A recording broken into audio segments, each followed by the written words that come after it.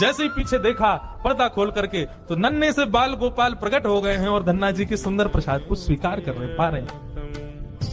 असली शालिग्राम नहीं थे धन्ना जी के, पत्थर की सेवा करते थे, लेकिन भाव और विश्वास इतना ठाकुर जी के प्रति, ठाकुर जी प्रकट हो गए। अब धन्ना जी थोड़े बड़े हो गए तो घर की गैयाएं चराने जाते थे और अपने ठाकुर जी को जेब में धर के ले जाते थे। और गैया जब चरती थी तो पेड़ के नीचे बैठ के ठाकुर जी को निकाल लेते और कहते ठाकुर जी अब कोई ना आए, प्रकट है जाओ। तो ठाकुर जी प्रकट हो जाते, धन्ना जी के साथ खूब लीला करते। एक दिन ठाकुर जी ने धन्ना जी से कहा, आज गाय चराने नहीं जाओगे? बोले आज हमारी बुआ जी आई हैं, घर में बहुत सारे मेहमान आए, आज हम नहीं जाएंगे।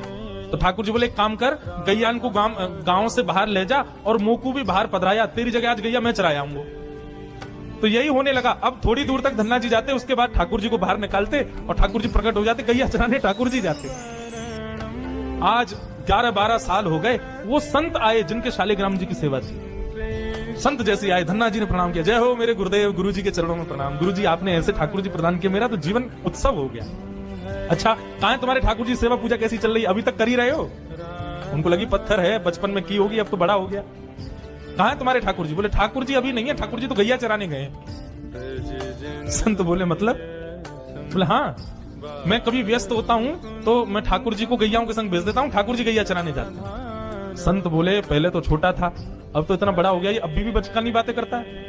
अरे लाला ऐसे मत बोला करो। तो नहीं सच में ठाकुर जी गैया चराने गए। आपको विश्वास नहीं? शाम को चलो मेरे संग। गुरु जी को लेकर के वन में गया तो वन में गैयाएं चल रही थी। बोले कहां है तेरे ठाकुर जी? अरे देखो वो दोहरी गैया के पीछे पीछे हाँक रहे हैं, वाकू पीछे पीछे चल रहे हैं, वाक्य देखो ठाकुर जी दिख तो रहे। गुरु जी बोले हमको नहीं दिख रहे। धन्ना जी दौड़ के ठाकुर जी के पास गए, बोले मेरे गुरु जी आए, उनको दिख जाओ। भगवान बोले उनको नहीं दिखेंगे, हम बस तुमको ही दिखेंगे, तुम्हारे सखा तुमको दिखेंगे, सबको थोड़ी दिखेंगे। अरे भैया ऐसा मत करो।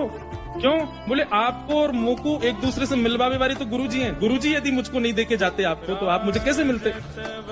मेरे गुरुदेव हैं, इन्होंने ही तो मुझको दिया था आपको। ठाकुर जी रीझ गए, पुनः पुनः धन की भक्ति, ऐसा भाव। इतने में ही नील माधव नीलमणि ठाकुर जी प्रकट हो गए और जैसे ही प्रकट हुए दूर खड़े गुरुदेव के एक एक रोम बिलखने लगा, रोने लगे और धन्ना के चरणों में प्रणाम किया। बोले हम सच्चे शालिग्राम से प्रकट नहीं कर पाए, तूने सामान्य पत्थर से प्रकट कर दिया ठाकुर जी। हम अष्टयाम सेवा से प्रकट नहीं कर पाए और तूने सामान्य पत्थर घिस घिस के तिलक लगा के प्रकट कर दिया ठाकुर जी को। हम 56 भोग पधरा करके ठाकुर जी को प्रकट नहीं कर पाए, तू बेसर की रोटी खवा के ठाकुर जी को चटकारे दिलवाता है। तू ठाकुर जी से गैया चरवा रहा है अपनी। धन्य है।